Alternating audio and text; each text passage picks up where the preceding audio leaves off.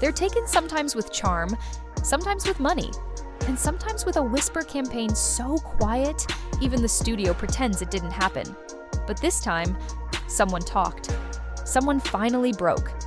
Because Jessica Chastain had spent nearly 6 months preparing for her next Netflix thriller, a cold-blooded slow burn story called Glass Harvest. Her name was on the shortlists. She'd already spoken with the director, the mood boards built around her look, the costume designer already, sketching for her frame. Until one meeting changed everything, and the actress who was never supposed to be part of it, Blake Lively, suddenly walked in like it had always been hers. No announcement, no audition, just there. And when people asked why, that's when the weird silence started. And if that sounds familiar, it should. Because first it was Emma Stone, then Anne Hathaway, then Meghan Markle, and now Jessica Chastain. What happened next isn't just another Hollywood recast, it's what happens when you get in the way of Blake Lively's comeback plan and Ryan Reynolds' secret pitch deck. And this time, someone recorded it. Word is, Jessica was locked in until someone with more influence rewrote the script. Literally. And just a reminder, every deleted tweet, fake statement, and PR cover-up takes hours to piece together.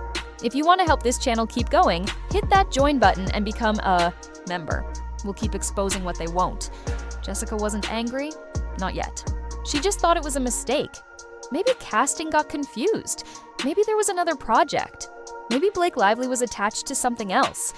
But then her phone rang. It was a producer she'd worked with on an indie years ago. Not someone she talked to often, and his voice shaky, almost apologetic. "Hey, I wasn't going to say anything, but you need to know what's going on." Jessica stepped outside. It was raining in LA. Rare. Surreal. Like even the sky wanted to warn her. They're rewriting Glass Harvest. Blake's not just attached, she's the lead. She came in with a revised pitch deck. It had your name crossed out. Jessica didn't speak. And there's more. Ryan pitched it with her. They'd been shopping a power couple thriller package under the radar. She asked if this was confirmed. He hesitated, then sent her a file, not an official document, just a screenshot from a Slack thread. One line was highlighted, Ryan plus Blake. Package feels like the cleaner sell. Jess is too prestige, too serious. She stared at it, not because it shocked her, but because she knew where this was going. They said Jessica was too serious for a thriller. Meanwhile, Blake's giving fashion. Show energy in every frame. Make it make sense. At first, Jessica tried to keep it quiet. She wasn't going to spiral just because Blake Lively got cast in a role she helped develop. But then came the Cannes panel. Jessica was supposed to attend. She'd pulled out last. Minute due to scheduling. And suddenly Blake showed up. Not for the movie, not for promotion, just there, in a look so specific it felt intentional. Same hair, same crimson lip, same dramatic minimalist gown Jessica had worn to the exact same event in 2022. The side-by-side went viral within hours. Sorry, but this is wild. Blake Lively showing up in Jessica Chastain's old Cannes look like. It's a rental. What are we doing here? But that wasn't the worst part.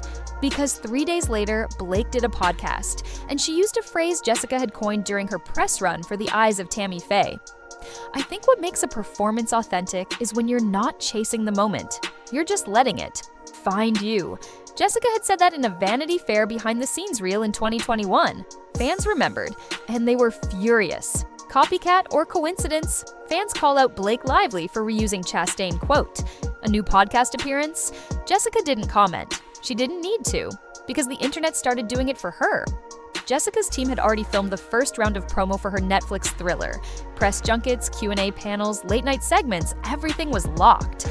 Or it was, because right after Blake's Cannes stunt, something started shifting behind the scenes. Clips that had been scheduled to drop on Netflix's YouTube channel suddenly went under review. Her segment on The Tonight Show, postponed. The variety photo shoot, scrapped with a vague excuse about stylistic redundancy. And the kicker? A promo interview she'd done with her co-star, a well-known indie darling, never aired. The footage existed. Jessica had seen the edit, but now everyone was pretending it didn't happen. Until someone leaked a Slack screenshot. Kill the Chastain rollout for now. Ryan's team flagged a confusion concern with the Lively campaign. Jessica saw it. She didn't say anything publicly, but her publicist made one quiet move. They liked a tweet. I don't know who needs to hear this, but Jessica Chastain didn't get where she is by being someone's placeholder. She built the lane, and that's when the theory thread started. Not from tabloid blogs, from industry interns. Whispers about Ryan Reynolds having influence over Netflix press sequencing, how certain actors get strategic release silence when others are being launched, how Netflix can't afford tension between prestige names anymore, which, according to one assistant, was code for Blake wants the role to be hers now, and Ryan's the one making it happen. Jessica wasn't paranoid. She'd seen this playbook before. You sign on to a film, you work on it, build its tone, shape the character, and then someone with louder PR clout and a little more leverage tries to absorb it. But what she didn't expect was to actually see the alternate version. Because 3 days after her promo vanished, Jessica got a text, not from her agent, not from Netflix, but from a junior screenwriter she'd worked with once on a small indie thriller back in 2017. The message, "Is it true you dropped the Black Dove pitch? Just got asked to rewrite the lead for Blake." Jessica stared at the name, Black Dove. That was her project. Or it had been. She'd been attached to it for over a year. She'd done 2 script consults, workshop dialogue, even reworked the ending to give the lead more internal agency. It was the kind of part that could win awards. Layered, psychological, slow-burn chaos. And now, they were asking for a rewrite for Blake. Not as a co-lead, not as a new character, as her. Jessica didn't respond to the writer. Not directly. But the next morning, her stylist posted a story. No tags, no caption. Just an image of the original Black Dove mood board, and Jessica's handwriting on the bottom corner. She doesn't play roles, she shapes them. Fans noticed. LMAO, not Jessica, letting everyone know this role was her idea from day one. Y'all can't just slap Blake on it and pretend. And then came the cherry on top. Someone leaked an audio memo. Short, low quality, but unmistakable. Ryan Reynolds talking about the project. If we age it up, soften the PTSD arc, and dial back the grief, she'll kill it. She's Blake. She can pull anything off. Jessica had stayed silent through worse. But this wasn't about creative differences. This was about being rewritten out of her own project and watching it handed to someone who didn't even believe in the role when it was first pitched. And she wasn't going to let it slide. Not this time. So she made a move she rarely made. She called the studio head. Director, not her agent, not her manager, the actual decision maker. And when the assistant picked up, they didn't even ask why she was calling. They just said, "She's expecting you," which meant they knew. Jessica didn't raise her voice, didn't threaten, didn't pull diva rank. She just asked one question. If this was your story, would you let someone else take credit for it? The line went quiet. Then the executive responded, "Off the record, it wasn't our idea." Ryan brought it in, said Blake wanted something sharper, less internalized trauma, more elevated danger. Jessica blinked. Elevated danger. That was code for less depth, more gloss. And that's when she realized something. This wasn't about the role. It was about Blake trying to rewrite Jessica's entire narrative. Make her look difficult, unstable, replaceable. And Ryan, he was selling the rewrite like it was a favor. Jessica hung up the call. Didn't post, didn't leak anything. But 3 hours later, Ryan's team sent out a press teaser announcing a new project. A different thriller. Totally unrelated. Except it had the same composer, same producers, and the exact same logline. A woman haunted by loss, drawn into a dangerous surveillance game she never agreed to play. Sound familiar? Jessica didn't even blink. She just opened her notes app, typed a sentence, and posted it to X. You can try to rewrite the script. Just don't act surprised when the audience walks out halfway through. The leak didn't come from Jessica. It came from someone entirely unexpected, an actress who wasn't even involved with the Netflix thriller, but she'd seen the same pattern before. Not in headlines, not in casting rooms, in her own inbox. It was Ruth Wilson, the Emmy-winning actress known for picking roles that bite, not beg. She'd been considered for Black Dove in its earliest stage, before it had a name, before it had a studio, when it was just a Word doc and a whisper. And this week, she posted a clip, not a thread, not a rant, just a 23-second interview from 2023, one that no one paid attention to back then. In it, she's sitting with a panel of other women in film. Someone asks her, "What's the weirdest feedback you've ever gotten after turning down a script?" And Ruth, smiling but tired, says, one producer said, "It's okay. We'll Blake it up a bit. You'll see it at the Globes anyway." She laughs. The audience laughs. Nobody understood what that meant. But now they did. And just like that, the comment went viral. Fans started digging, comparing the original Black Dove concept leak with the watered-down logline from Ryan's teaser. The difference was glaring. Original, a woman grieving a violent betrayal uncovers a surveillance network. Built to erase women like her? New, a glamorous archivist pulled into a seductive cat-and-mouse chase across European art houses. They'd taken the trauma, the fury, the grief, and replaced it with sunglasses, museums, and vague Eurospy vibes. And once Ruth's clip caught fire, another name popped up in the quote tweets, Jessica. One fan tweeted, "The timeline. Ruth got the same script, turned it down, they Blaked it up, Jessica developed it, got cut, Ryan repitched it, now we're supposed to believe this is a new movie? Make it make sense." The story was officially out of their control. The silence had worked for a while. Ryan and Blake's version of Black Dove was quietly making its way through Netflix's internal promotion engine. Glossy press emails, controlled leaks, a first-look teaser that didn't mention Jessica at all. But then the director spoke. Isabelle Fontaine, a French-American indie director known for two things: getting intense emotional performances out of elite actresses and never doing press unless she's cornered. Well, someone cornered her. It wasn't a press conference, not even a red carpet. It was a podcast, a tiny mid-tier podcast called Quiet on Set, recorded in a rented LA apartment with bad soundproofing and honest questions. The episode was titled Directors We Lost to Hollywood Games, and 31 minutes in, Isabelle dropped a bombshell, calm, cool, and devastating. I pitched Black Dove as a trauma story about survival. Jessica and I built it together. The moment I got the new draft, I didn't recognize it. It was soft, beautiful, but it wasn't mine. And she wasn't in it. She didn't say Blake's name. She didn't have to. The host asked, "Why did you step back from directing it?" And Isabelle replied, "Because if I wanted to make a perfume ad, I'd call L'Oreal. Soft, beautiful. But it wasn't mine. The most elegant way to say Blake ruined it." And guess who did just land a L'Oreal ad campaign? Blake.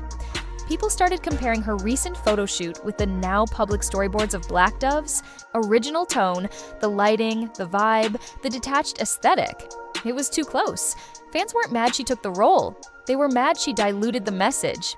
Even casual moviegoers started posting side-by-side comparisons. How do you go from Jessica Chastain's rage to Blake Lively's cheekbone angles? The studio had no response. Jessica had been silent. No quotes, no tweets, not even a passive-aggressive like. But that didn't mean she was staying out of it. Because on May 7th, something dropped that shifted everything. It wasn't official. It wasn't polished. It was raw. A 94-second scene, clearly from Black Dove's original camera tests. The clip showed Jessica in a stripped-down warehouse set, barefoot, no makeup, crying quietly as she delivered a single line, "If I die here, no one will ask who buried me. They'll ask who dressed me."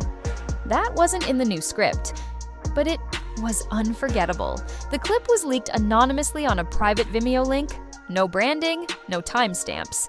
But the internet has eyes, and by midnight it had been screen recorded, tweeted, downloaded, and posted to Reddit. You replace this with a perfume ad, Netflix? You good? Top comment, "We lost the real Black Dove. R.I.P." Then someone checked metadata, and guess what? The test scene was shot 6 weeks before Blake was even cast. That meant two things. Jessica had filmed something, and Netflix had intentionally buried it. And when people put that together, the backlash wasn't subtle. Industry insiders flooded comment sections with anonymous remarks. "This is how you kill a film's soul." Somewhere Ryan and Blake are high-fiving, but the audience isn't clapping. And then the scene disappeared. The Vimeo link went down. The tweet was copyright claimed, but it was too late. It had already burned through the internet like wildfire. By May 8th, the heat wasn't just online. Netflix execs were fielding back-channel calls from producers, agents, and, quietly, one studio partner who asked a simple question: "Did you really scrap Jessica for Blake? Or is there something else going on?" But no one expected what came next. not even Jessica's own team. At exactly 6:12 p.m. Eastern Standard Time, a private Zoom link went live. No press notice, no preview, no RSVP list. Only a cryptic email sent to 3 journalists, 1 film critic, and 1 Oscar-winning director. This is not a press event. This is a reminder. The link opened to a dimly lit recording. Jessica Chastain, no glam, no script. Just her, seated at a table. 1 spotlight, 1 monologue. She didn't name Blake, she didn't mention Ryan. But every word sliced deeper than a headline ever could. Sometimes silence is mistaken for permission. Sometimes a woman is told to step aside for sparkle, but sparkle fades, and memory doesn't. She paused. They didn't take my role. They took the credit. But the performance, she leaned in. That stays in the blood. No Q&A, no promotion, no logos. Just one last line, barely whispered to anyone watching. I was never erased, just waiting. She ended the stream. 20 minutes later, one of the 3 critics who received the link, a verified film journalist, tweeted this: Jessica Chastain just delivered a masterclass in controlled fury. No names, no swears, just truth. And if Netflix thinks this goes away, they've learned nothing from Sydney, Anne, or Megan. And then something insane happened. Netflix's Black Dove landing page, for the first time since launch, glitched. Blake's face, gone. Temporarily replaced by a static frame of a dove, bleeding white feathers, stained red. It was up for less than 90 seconds, but that was enough for someone to screen record it. Some said it was a bug, some said it was sabotage. Some whispered Jessica had nothing to do with it. But those who watched closely, they just nodded. Because sometimes justice isn't a headline, it's a pattern of women getting pushed out, then rising louder. And Jessica, she didn't scream. She simply took back the